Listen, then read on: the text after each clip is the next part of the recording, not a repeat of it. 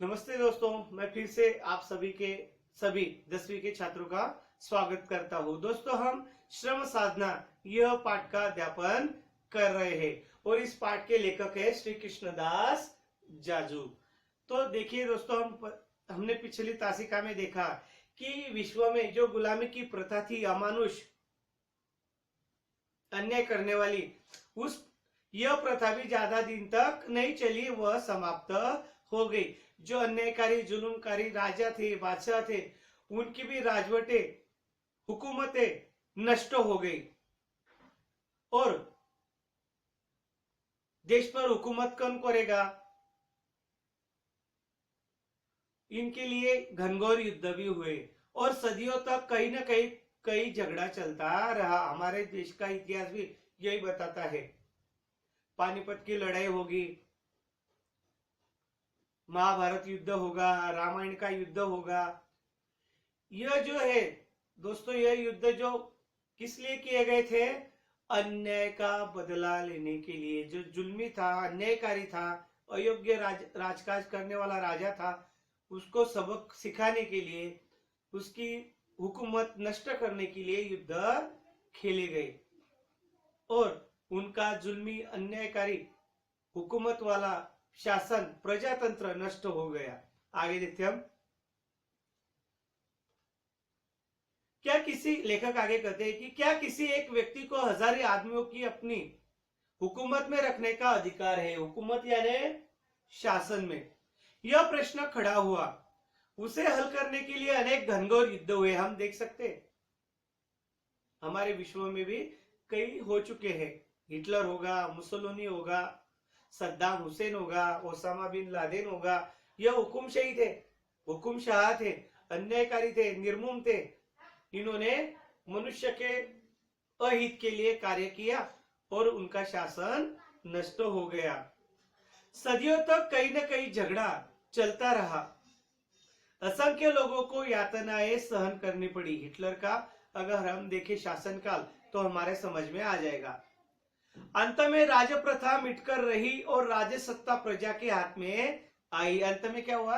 राज्य सत्ताओं की हुकूमतें नष्ट हो गई और राज्य की बागडोर सामान्य जनों के हाथ में आ गई। प्रजातंत्र की स्थापना हुई।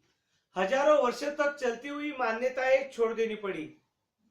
हम देख चुके, हमें मालूम हुआ, विश्व का इतिहास हमने पढ़ा होगा।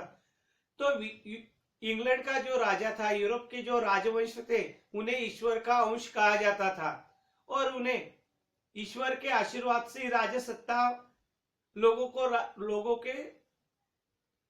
पर राज करने के लिए, अधिकार जमाने के लिए ईश्वर ने अधिकार दिए, ऐसा समझता, परिभाषा चलती थी। लेकिन यह दूर हो गई। हजारों वर्षों तक चलती हुई मान्यताएं छोड़ देनी पड़ी। ऐसे ही कुछ बातें संपत्ति के स्वामित्व के बारे में भी है। स्वामित्व यानी मालिकाना। और ऐसी बातें कहां पर हुई? बदलाव कहां पर हुए? संपत्ति के बारे में बदलाव हुए, स्वामित्व के बारे में बदलाव हुए। देखते हम लेखक क्या कहते हैं।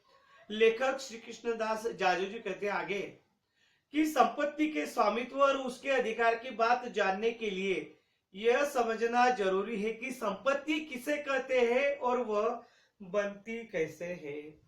देखिए दोस्तों, जाजू जी हमें एक मौलिक सवाल पूछते हैं कि संपत्ति का स्वामी कौन होता है, उस पर अधिकार कैसे बनाता है और संपत्ति किसे कहा जाता है और वह कैसे निर्माण होती है। आपको पता होगा दोस्तों, संपत्ति किसे कहते हैं? सिर्फ मूल्यवान धातु, हीरे जवाहरात, सोना चांदी, जमीन के टुकड़े, खेत खलियान, यह संपत्ति है क्या? यह भी संपत्ति है। और क्या क्या संपत्ति है?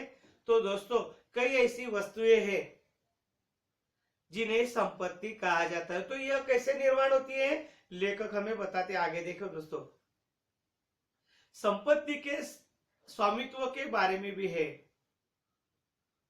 संपत्ति किसे कहते हैं और वह बनती कैसे है? आमतौर से माना जाता है कि रुपया, नोट या सोना चांदी का सिक्का ही संपत्ति है। आज हम देखते हैं कि नोटों को, रुपयों को, सोना चांदी को संपत्ति माना जाता है, लेकिन यह ख्याल गलत है, क्योंकि ये तो संपत्ति के माप तोल के साधन है। देखिए दोस्तों, लेखक कहते सोना चांदी, हीरे जवाहरात, रुपया, नोट, सिक्के, यह क्या है? संपत्ति नहीं है, क्या है? संपत्ति के तोल मोल, माप तोल के साधन है। आपके बात समझ में आ गई होगी। देखिए दोस्तों, हम अगर खेती 1 बीघा या 2 बीघा जमीन खरीदते हैं, खेती खरीदते हैं, तो क्या खरीदते हैं हम? हमारी खेती देते हैं क्या? नहीं, हम क्या देते हैं? सोना चांदी के सिक्के या रुपए देते हैं। यानी क्या है? यह माप तोल करके वह खेती खरीदी जाती है, हम उसके अधिकारी स्वामी बनते हैं, वह उस पर हमारा मालिकानी हक जमता है। संपत्ति तो वे ही चीजें हो सकती है जो किसी न किसी रूप में मनुष्य के उपयोग में आती है। संपत्ति किसे कहा जाता है? जो कोई वस्तु होगी वह मनुष्य के उपयोग में किसी न किसी प्रकार की आती है, उसे कहते हैं संपत्ति। उनमें से कुछ ऐसी है जिनके बिना मनुष्य जिंदा नहीं रह सकता, एवं कुछ सुख सुविधा और आराम के लिए होती है। देखिए दोस्तों, बड़े बड़े मकान, महल, यह क्या है? संपत्ति है। इन मकानों में कौन रहते हैं? इमारतें कौन रहते हैं? लोग रहते हैं। पैसे देकर कोई किराए से लेता है या कोई बड़े मात्रा पर पैसे देकर उसका स्वामी बन जाता है और उसका उपभोग लेता है, सुख सुविधाएं लेता है। अन्न, वस्त्र और मकान मनुष्य की प्राथमिक आवश्यकताएं हैं, जिसके बिना उसकी गुजर बसर नहीं हो सकता। गुजर बसर होना, आजीविका चलाना। अन्न, वस्त्र और मकान मनुष्य की प्राथमिक आवश्यकताएं हैं, जिनके बिना उसकी गुजर बसर नहीं हो सकती। यह 3 चीजें मौलिकता से आदमी के पास होना, उनका स्वामी होना, तभी उसका जीवन जीना सरल हो सकता है। इनके अलावा दूसरी अनेक चीजें हैं जिनके बिना मनुष्य रह सकता है, और इसके सिवा ऐसी कई चीजें हैं जिनके बिना मनुष्य रह सकता है, वह जी सकता है, आनंद से जीवन बिता सकता है। लेखक आगे कहते हैं, प्रश्न उठता है कि संपत्ति रूपी ये सब चीजें बनती कैसे है? सृष्टि में जो नानाविध द्रव्य तथा प्राकृतिक साधन हैं, उनको लेकर मनुष्य शरीर श्रम करता है, तब यह काम की चीजें बनती है। जैसे देखिए दोस्तों, चीज कैसे बनती है? चीजें देखिए दोस्तों, फ्रिज होगा, टेलीविजन होगा, मोटर गाड़ी होगी, मोटरसाइकिल होगी, साइकिल होगी, ऐसी क्या है? हमारी आवश्यकताओं की चीजें हैं, जिनका उपयोग करके हम हमारा जीवन आसान कर सकते हैं। पंखा होगा, ट्यूबलाइट होगी, लाइट्स होगी, बिजली होगी, आटे की चक्की होगी, पानी ऊपर चढ़ाने वाली, खींचने वाली मोटर होगी। ऐसी कई चीजें मनुष्य को जीवन में जीने के लिए सहायता की तरह लगती है। यह कैसे निर्माण होती है?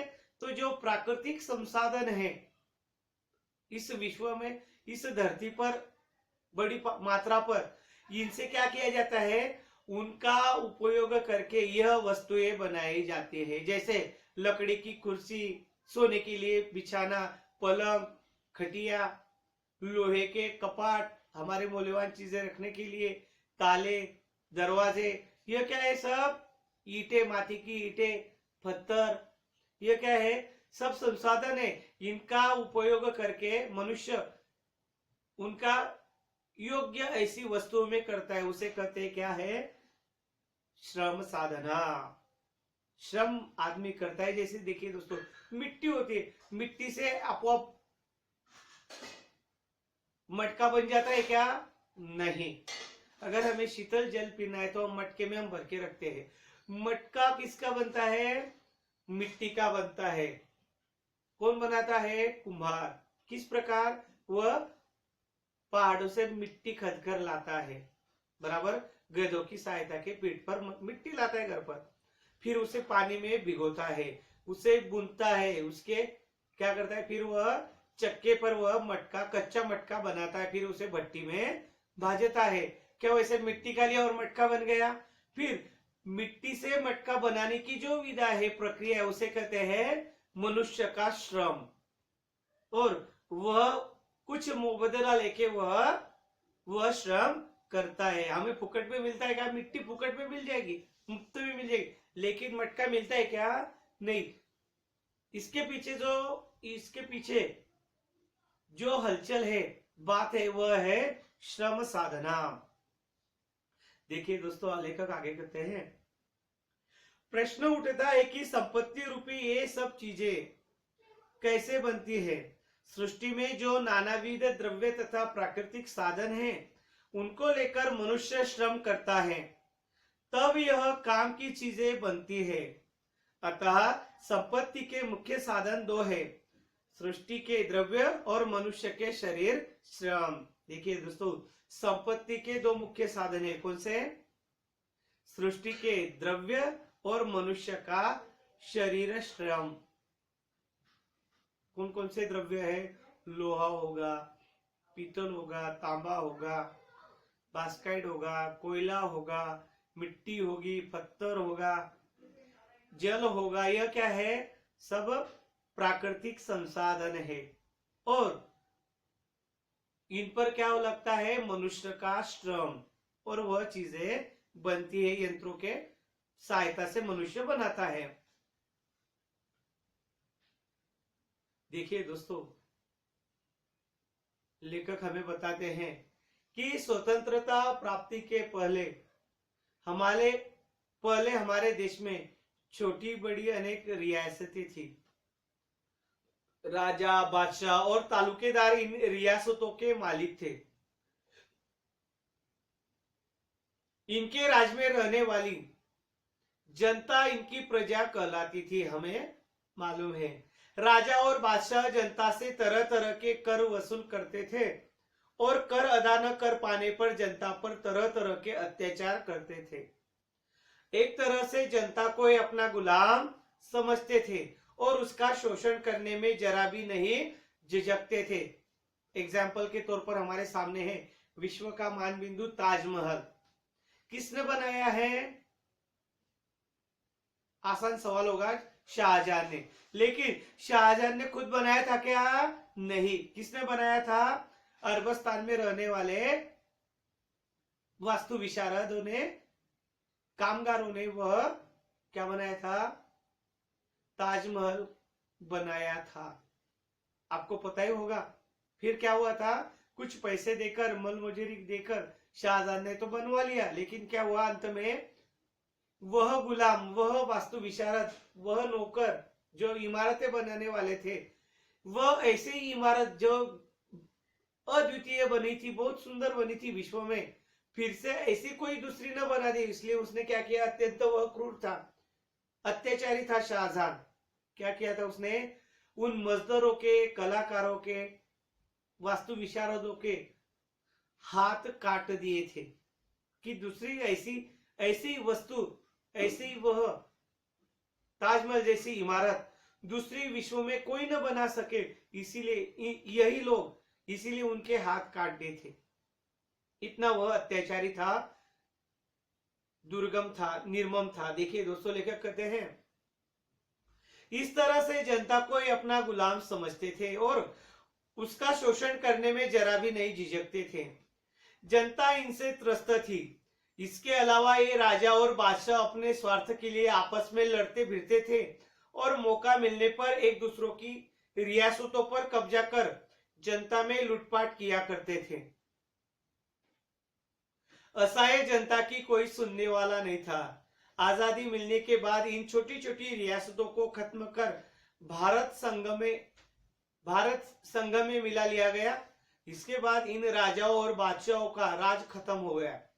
इसके साथ ही समाप्त हो गया जनता पर इनका अत्याचार।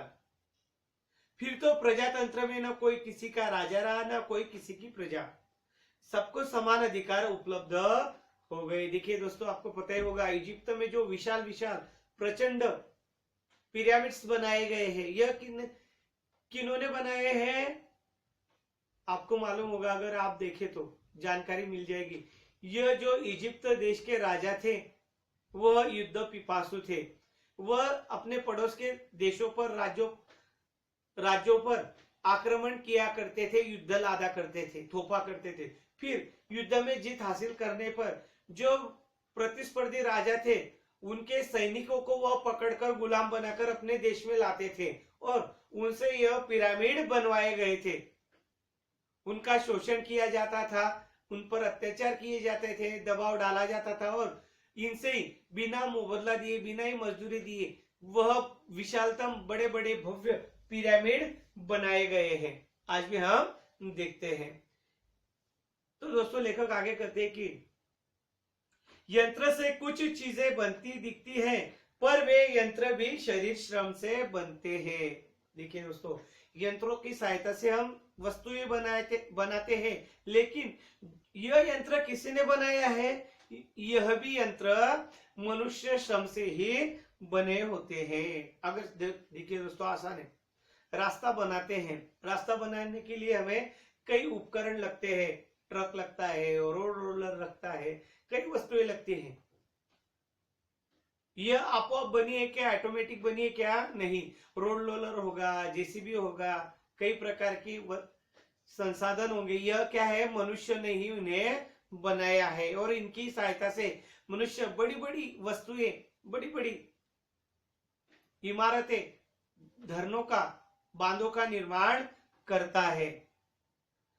यंत्र से कुछ चीजें बनती दिखती है, पर वे यंत्र भी शरीर श्रम से बनते हैं और उनको चलाने में भी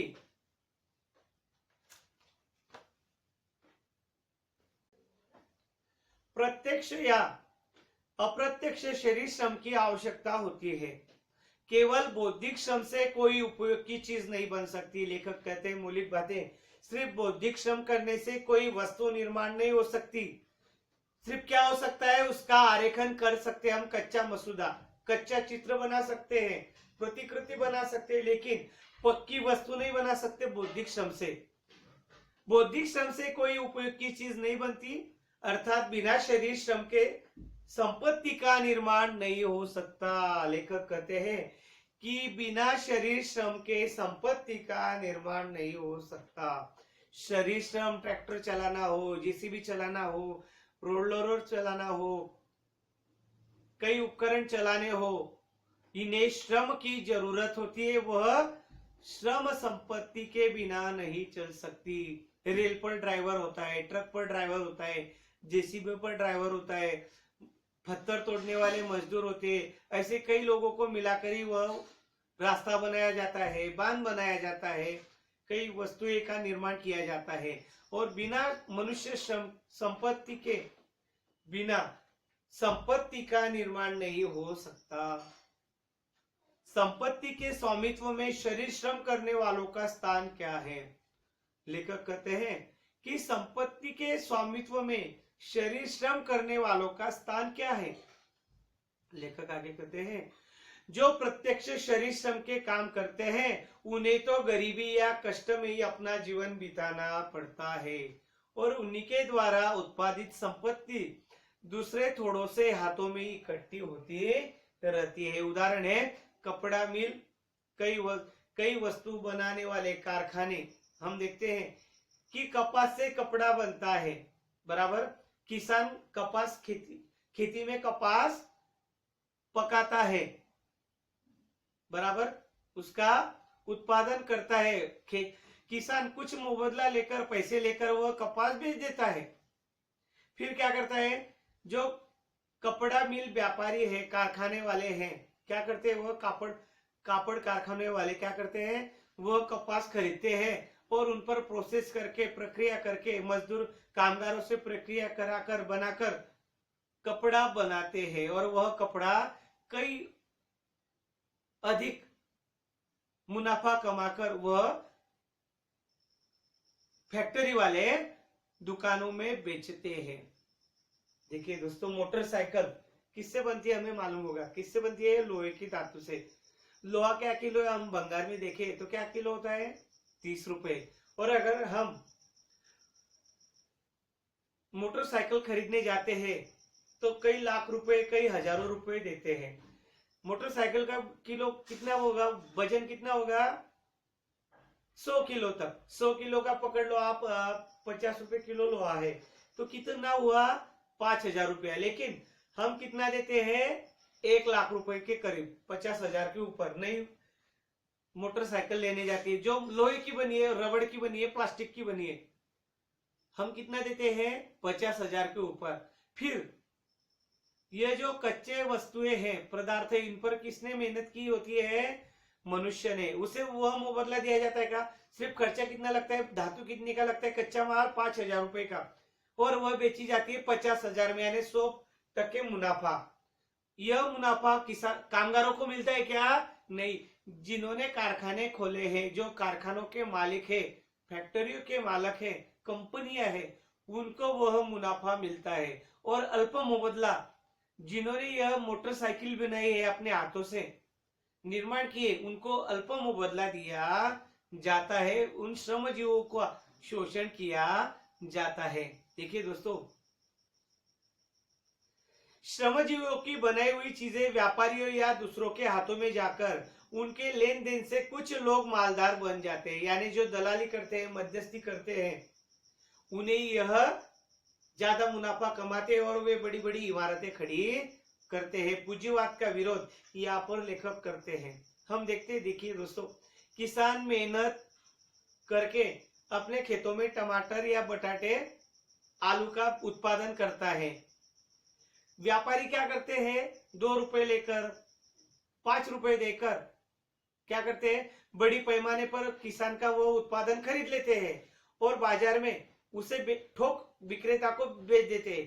और हम जब खरीदने जाते हैं, खेती से आया हुआ आलू या टमाटर होगा, हमें क्या करना पड़ता है, वह हमें 30 रुपए किलो, 40 रुपए किलो में मिलता है। अगर हम देखें आज की दौर में, आज के दिन आलू का भाव है, बाजार में गए हम खरीदने तो 40 रुपए है। लेकिन यह जो आलू हम 40 रुपए देकर खरीदते हैं, यह किसान से जिसने खरीदा है, जिस व्यापारी ने खरीदा है, वह क्या किलो से खरीदा है, 2 रुपए से। 2 रुपए निकाल दीजिए, कितने बचे, 38 रुपए। इसमें से 2 रुपए हमारी गई, यातायात का भाड़ा गया, कितने बचे, 30 रुपए पकड़ लो टैक्स छोड़ के। इतना बड़े पैमाने पर ये मध्यस्थ दलाल मुनाफा कमाते हैं और संपत्ति इकट्ठा करते। किसान गरीबी रहता है और हम कैसे करते हैं, हम उचित मूल्य देकर वह वस्तु का उपभोग लेते हैं। यानी जो विक्रेता है वह बड़े पैमाने पर मुनाफा कमाता है, जो निर्माण करता है, जो श्रम करता है, उसे अल्प मुबदला दिया जाता है। देखिए दोस्तों, वर्ष भर मेहनत कर किसान अन्न पैदा करता है, लेकिन बहुत दफा तो उसकी खुद की आवश्यकताएं भी पूरी नहीं होती। हम देखते हैं कि हमारे देश में, हमारे राज्य में किसान आत्महत्या करते हैं। किस लिए, खेती यह व्यवसाय नहीं, इसमें ज्यादा मुनाफा नहीं होता, कभी नुकसान होता है, कभी थोड़ा सा ही फायदा होता है, इसीलिए वह समस्याओं से जूझा रहता है। इसलिए कभी कभी उस पर कर्जा बढ़ गया तो वह आत्महत्या करता है। लेखक कहते हैं, वही अनाज व्यापारियों के पास जाकर उनको धनवान बनाता है। संपत्ति बनाते हैं मजदूर और धन इकट्ठा होता है उनके पास, जो केवल व्यापार करते हैं, व्यवस्था करते हैं, मजदूरी नहीं करते। देखिए दोस्तों, जो मजदूरी नहीं करता उसे उचित मुबदला नहीं मिलता। और उचित मुबदला, ज्यादा नफा किसे मिलता है, जो सिर्फ व्यवस्था उपलब्ध कराता है, यानी बाजार, दुकान, खेती से बाजार में लाना, यातायात, यह जो उपलब्ध कराता है व्यापारी वर्ग, वह ज्यादा पैमाने पर नफा कमाता है, मुनाफा कमाता है, वह अमीर होता जाता है और किसान वही के वही रहता है, उसकी अवस्था, हालात नहीं बदलते। तो दोस्तों, इस प्रकार इस तासिका में हमने देखा कि किस प्रकार जो श्रम करने वाला कामगार होता है, मजदूर होता है, उसका शोषण किया जाता है। उसने जो मेहनत की होती है उसका उचित मुबदला भी उसे नहीं चुकाया जाता। बीच में जो व्यवस्था होती है, दलाल हो गए, कमीशन एजेंट हो गए, व्यापारी होंगे, उनका ही धन बनता है। यानी मेहनत करे मुर्गा और अंडा खाए फकीर। यानी बेचारा किसान भूखा रह के कई यातनाएं सहन करके खेती में अनाज पैदा करता है, लेकिन उसे उचित मूल्य नहीं दिया जाता। सस्ते दामों पर व्यापारी खरीद लेता है और वह अपना मुनाफा बढ़ाकर 100% मुनाफा निकालकर क्या करता है, वही उचित दाम बढ़ाकर ग्राहकों को बेचता है, बड़े पैमाने पर मुनाफा कमाता है। इसी प्रकार दोस्तों यहाँ पर यह तासिका हमारी संभाव होती है।